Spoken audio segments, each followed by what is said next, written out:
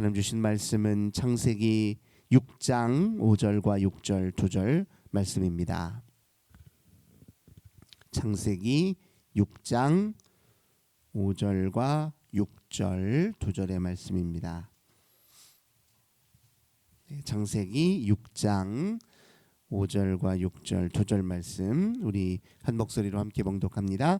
여호와께서 사람의 죄악이 세상에 가득함과 그의 마음으로 생각하는 모든 계획이 항상 악할 뿐임을 보시고 땅 위에 사람 지으셨음을 한탄하사 마음에 근심하시고. 아멘. 오늘도 우리 주님과 함께 이 복된 날 시작하시는 우리 모든 성도님들, 하나님께서 하늘의 크신 은혜와 평화 가득 부어주시길 주님의 이름으로 간절히 기원합니다. 오늘 본문 말씀 통해서 사람 지으셨음을 한탄하사, 이런 제목으로 함께 은혜 나누도록 하겠습니다. 먼저 말씀 전하기 전에 오늘 이제 이 새해 특별 새벽 기도회부터는 마지막 기도의 마무리를 주님 가르쳐 주신 기도로 그렇게 마무리하겠습니다. 주님 가르쳐 준 기도 드리고 그리고 이제 같이 중보 기도 그렇게 시작하겠습니다. 그러니까 맨 처음은 사도신경으로 시작하고 마지막은 주님 가르쳐 준 기도로 그렇게 마무리하는 것으로 앞으로 새벽 기도의 이제 순서를 조금 그렇게 변화를 주도록 하겠습니다. 오늘 이제 본문 말씀 통해서 우리가 재확인하게 되는데요. 하나님은 세상을 창조하셨을 뿐만 아니라 재창조하십니다. 뿐만 아니라 창조를 지속하셔서 마지막 완성에 이를 때까지 하나님 끊임없이 이 세상을 그냥 내버려 두지 않으시고 순간순간 은총으로 개입하신다는 사실을 우리가 반드시 기억할 필요가 있습니다.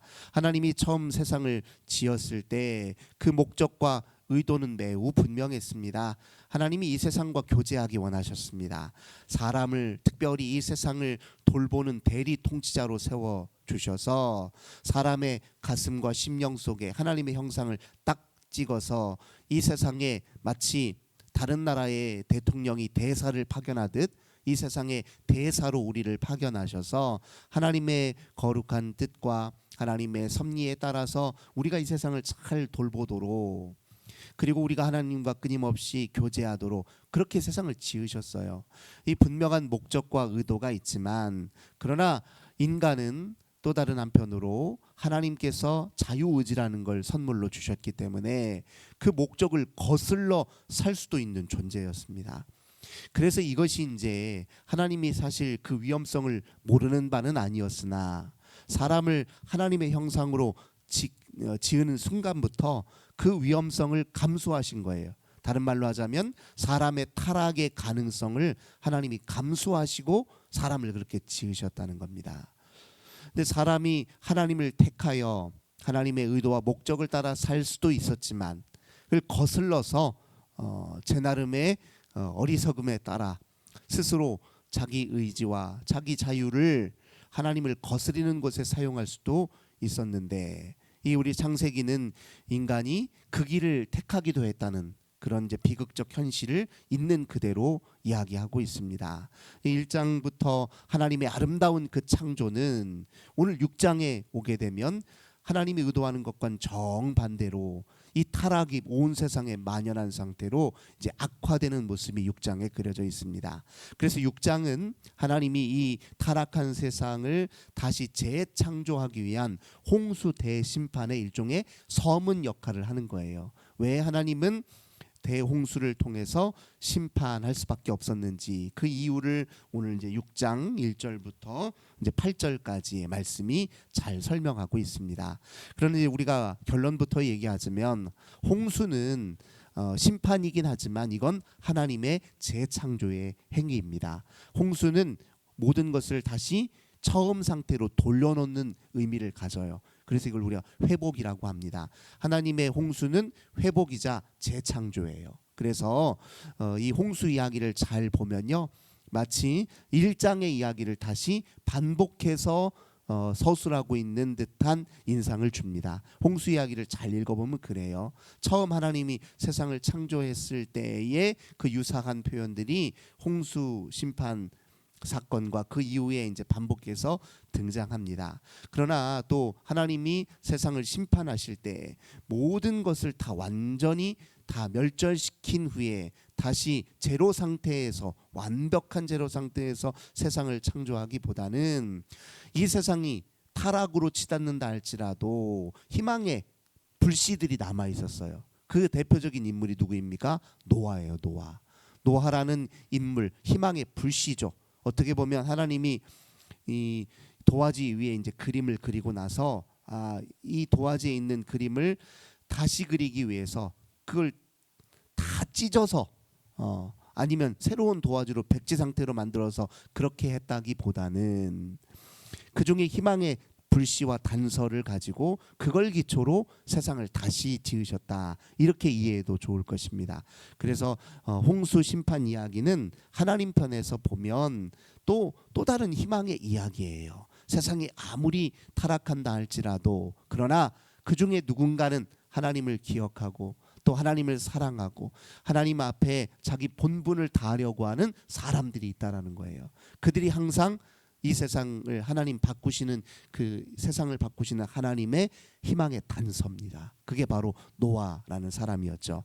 그러면 왜 하나님은 이렇게 모든 걸 재창조하는 수준으로 이 세상을 하나님이 심판할 수밖에 없었느냐, 그 이유에 대해서 다각도로 이야기하는데, 우선 6장 1절 한번 보겠습니다. 사람이 땅 위에 번성하기 시작할 때 그들에게서 딸들이 나니, 이 번성은 하나님이 세상을 창조할 때 의도하셨던 거예요. 하나님은 세상이 번성하라 말씀하셨어요. 번영하라. 모든 생물들이 각기 형형색색으로 끊임없이 번성하고 또 생명이 온 땅에 이렇게 충만하길 그렇게 바라셨습니다. 하나님의 의도와 목적을 따라 각양각색의 생물들과 존재들이 온 세상을 뒤덮기를 바라셨다는 거예요.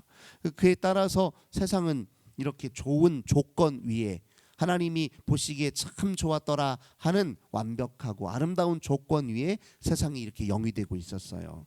그런데 어떤 일이 벌어지냐, 2절 보겠습니다. 하나님의 아들들이 사람의 딸들의 아름다움을 보고 자기들이 좋아하는 모든 여자를 아내로 삼는지라. 여기서 하나님의 아들들은 대체로 성경학자들은 영적 존재로 그렇게 이야기합니다. 초월적 존재예요. 사람보다는 위상이 높은 영적 또는 초월적 존재들로 그렇게 이야기합니다. 다른 표현으로 하자면 천사라고 이야기해도 좋을 것 같아요. 그런 위상을 가지고 있습니다. 아무튼 순수한 사람은 아니에요. 근데 그 초월적 존재들이 사람의 딸들과 혼인하는 일들이 생기기 시작했다는 거예요. 이건 이제 여러 면에서 의미를 갖는데, 영적 초월적 존재들 가운데서도 타락하는 이들이, 즉 하나님을 거슬려 이렇게 반역하는 이 존재들이 있었다라는 의미이기도 하지만, 또 사람의 타락의 한 유형을 보여주기도 합니다. 사람이 하나님처럼 되고자 하는, 즉 자기가 가지고 있는 능력의 한계를 뛰어넘어 초월적인 능력을 취하고자 하는 마음도 있다는 거예요.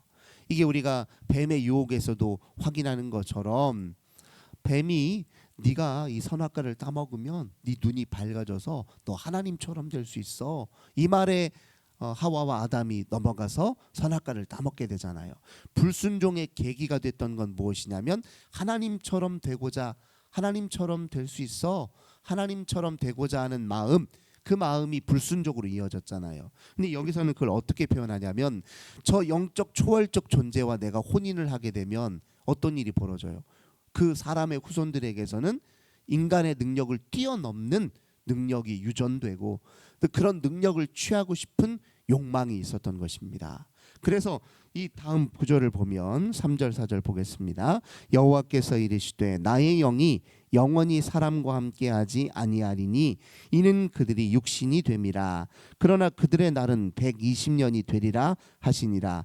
당시에 땅에는 네피림이 있었고 그 후에도 하나님의 아들들이 사람의 딸들에게로 들어와 자식을 낳았으니 그들은 용사라 고대의 명성이 있는 사람들이었더라. 아니나 다를까 하나님의 아들들과 사람의 딸들이 혼인하여 낳은 그 족속이 누구예요? 네피림이라는 족속인데, 이들은 뭐라고 얘기하냐면 용사라 이렇게 표현해요. 용사라는 말은 뭘 뜻합니까? 일반적으로 보통의 사람들이 가졌던 능력과 힘을 훨씬 능가하는 뛰어난 능력을 가지고 있는 사람들을 일컫는다는 거예요. 그러니까 모두가 사실 이렇게 용사가 되고 싶어하는 마음, 영웅이 되고 싶어하는 마음, 영화로 얘기하자면 슈퍼맨과 같은 사람이 되고 싶은 마음이 있다는 거예요. 그 마음이 왜 있을까요? 내가 혼자 세상을 점령하고 내가 혼자 다른 약한 것들을 다 물리쳐서 내 발 아래로 짓밟아서 그 위에 군림하고 싶은 교만한 마음이 있는 것 아니겠습니까? 그래서 세상의 타락의 이면에 바로 이런 마음이 있다는 거예요. 하나님을 온전히 의지하고 하나님께 순복하고 주님의 은혜에 힘입어 살고 하나님이 주시는 순간순간의 지혜와 능력과 은사에 힘입어 살아야 할 존재가 스스로 저 영적 존재, 초월적 존재가 되어서 하늘의 권한과 하늘의 영역을 넘보려고 하는 마음, 그런 마음이 타락의 기반에 있다는 것을 이제 이렇게 설명하고 있는 것입니다. 본래 인간은 한 120년쯤 그렇게 살게 되어 있다는데 그걸 뛰어넘으려고 하고 있는 거예요. 120년쯤 산다. 이게 뭘 뜻하냐면 인간은 본래부터 육신으로 그렇게 살 수밖에 없고 자기 태생적으로 자기 한계를 인정하고 살아야 되는 존재라는 거예요. 내가 하나님의 피조물이지. 나는 하나님에 의해서 존재하는 사람이야. 내 스스로는 그저 흙에 지나지 않아. 나는 그저 육신의 한계에 속박되어 있는 그런 존재야. 하나님이 아니면 나 자신을 뛰어넘을 수 없어. 하나님이 아니면 내 존재는 잠깐에 불과해. 이렇게 겸손하게 주님 앞에 자기 자신의 한계를 인정해야 마땅한 존재인데 그걸 자꾸 뛰어넘으려고 하는 생각이 이 하나님의 아들과의 혼인으로 이어졌다, 그런 뜻입니다. 이런 타락의 기초 위에서 5절 보니까 여호와께서 사람의 죄악이 가득함과 그의 마음으로 생각하는 모든 계획이 악하다, 이렇게 표현합니다. 그런 마음, 그런 교만한 마음이 결국은 악한 생각과 계획으로 이어진다는 거예요. 모든 악의 뿌리는 결국 어디에 있냐면 하나님을 거역하고 스스로 왕이 되려고 하는 데 있다는 거예요. 하나님을 거역하고 하나님 아닌 것들을 우상 숭배하는 것이 악의 근원입니다. 모든 악의 근원은 다 여기에서 시작한다는 것이 창세기의 진단입니다. 하나님이 그런 상태를 보고 6절 사람 지으셨음을 한탄하셨다고 얘기해요. 이 말은 뒤집어 말하자면 이런 뜻이에요. 하나님이 사람을 그렇게 사랑하셨다, 그런 뜻이에요. 기대하지 않으면 실망도 없는 법이잖아요. 사람을 향한 하나님의 애정과 또 그 사랑이 얼마나 깊었으면 당신이 만들어 놓은 이 피조물을 향해서 한탄하셨다는 거예요. 그러니 그 마음은 한편으로는 또 6절 보니까 마음에 근심하셨다, 이런 표현을 쓰고 있어요. 이 말은 사람을 그저 방치하지 않고 내가 지었던 사랑하는 이 존재를 어떻게 다시 재건하고 다시 나에게로 돌이킬 수 있도록 할 것인가에 대한 하나님의 그 애틋한 마음을 여기 마음에 근심하신다, 이런 말로 표현했습니다. 근데 그런 마음으로 하나님이 세상을 살펴보니 누가 있어요? 7절 8절입니다. 이르시되 내가 창조한 사람을 내가 지면에서 쓸어버리되 사람으로부터 가축과 기는 것과 공중의 새까지 그리하니니 이는 내가 그것들을 지었음을 한탄함이니라 하시니라. 그러나 노아는 여호와께 은혜를 입었더라. 그래서 재창조할 마음을 먹고 이렇게 살펴보니 노아라는 존재가 있었다는 거예요. 하나님이 노아를 희망의 단서로 삼아서 그를 통해 재창조하기로 작정하신 것이죠. 그래서 노아를 하나님께, 여호와께 은혜를 입은 존재로 그렇게 표현하고 있는 것입니다. 그리고 이제 홍수 시판이 그 이후부터 이제 이어지고 있는 것이죠. 그래 우리가 올 한 해를 이제 살아갈 때도 우리 앞에 인생은 늘 이렇게 두 가지로 극명하게 그렇게 선택의 기로에 서게 됩니다. 하나는 하나님에 대해서 예스 하느냐, 아니면 하나님에 대해서 노 하느냐. 우리 인생이 하나님께 대하여 예를 선택하고 우리 하나님을 끊임없이 지향하는 인생이어야 한다는 것은 매우 명확합니다. 순간순간 우리가 실수할 수도 있고요. 잠깐 유혹에 흔들릴 수도 있고 잠깐은 등을 보일 수도 있습니다. 그러나 우리 하나님은 그 한두 번의 실수로 우리를 버리시는 분이 아니에요. 홍수 심판도 따지고 보면 사람에 대한 하나님의 깊은 애정과 사랑에 근거하고 있다는 것을 확인할 수 있는 것처럼 우리가 잠깐 실수한다고 하나님 우리 버리는 건 아닙니다. 그냥 손 놓고 가만 계시지 않는다는 거예요.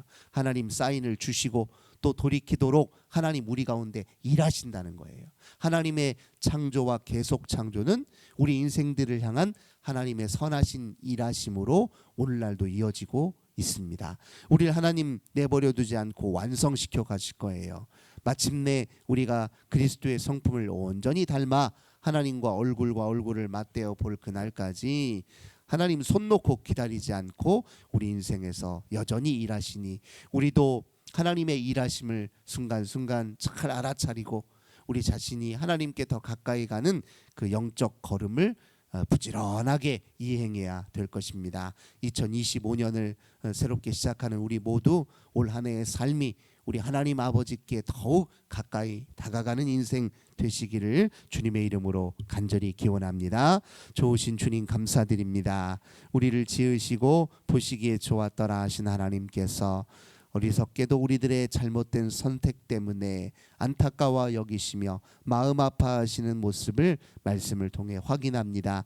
그건 우리를 포기하지 않겠다는 의미이고 우리를 향한 사랑을 하나님 거두지 않겠다는 의미이기도 합니다. 우리도 끝까지 주님을 붙들고 주와 함께 이 세상을 살고 주를 향해 더 가까이 나아가는 올 한 해가 되도록 우리를 지켜주시고 인도하여 주시옵소서. 주 예수님의 이름으로 간절히 기도드립니다. 아멘. 하늘에 계신 우리 아버지여, 이름이 거룩히 여김을 받으시오며 나라의 임하옵시며 뜻이 하늘에서 이룬 것 같이 땅에서도 이루어지이다.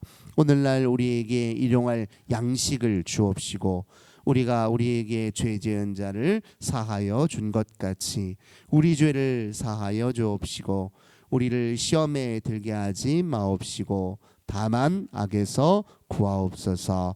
대개의 나라와 권세와 영광이 아버지께 영원히 있사옵나이다. 아멘. 오늘도 우리 환우들을 위해서, 가정의 자녀들을 위해서, 교회와 또 나라와 민족을 위해서 큰 항공기 참사로 큰 슬픔에 잠겨있는 우리의 이웃들을 위해서 함께 기도합시다. 아버지 감사합니다. 오늘도 기도로 아버지 첫 새벽 기도회를 시작합니다. 우리 하나님께서 올 한 해도 기도의 자리를 지킬 수 있도록 우리들에게 건강을 주시고 우리 하나님께서 평강을 주시고 기도의 복된 은혜를 깊이 경험하도록 우리 하나님 함께해 주옵소서. 우리 하나님 앞에